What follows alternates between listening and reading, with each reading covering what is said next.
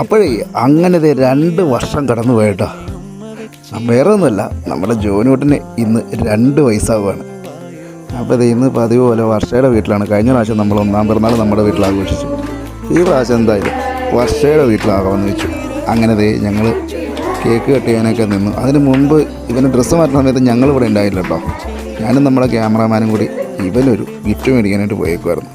അതെന്താണെന്നൊക്കെ നിങ്ങൾ പോകെ കാണും. അപ്പോൾ ഞങ്ങളെല്ലാവരും കൂടി കേക്കൊക്കെ കട്ട് ചെയ്തു. ജോനൂട്ടിനും കൊടുത്തു.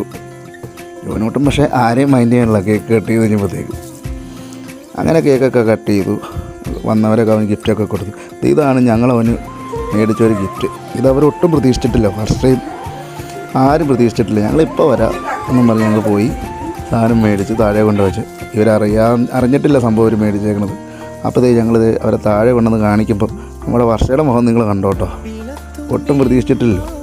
ജോനുവിനാണ് ഇത് കണ്ടപ്പോൾ നിങ്ങൾ നോക്കി എന്ത് ചെയ്യണം ഏത് ചെയ്യണം എന്നറിയാൻ പാടില്ല. അവനെന്തായാലും ഹാപ്പിയാണ്. നമുക്കതാണല്ലോ വേണ്ടതും.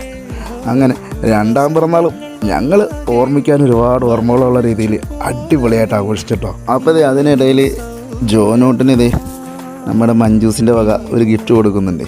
കൊടുത്ത് ഞങ്ങളിതേ ഫുഡൊക്കെ കഴിച്ച് പരിപാടി അവസാനിപ്പിച്ചിട്ടോ. അപ്പോൾ ഓക്കെ, ബൈ.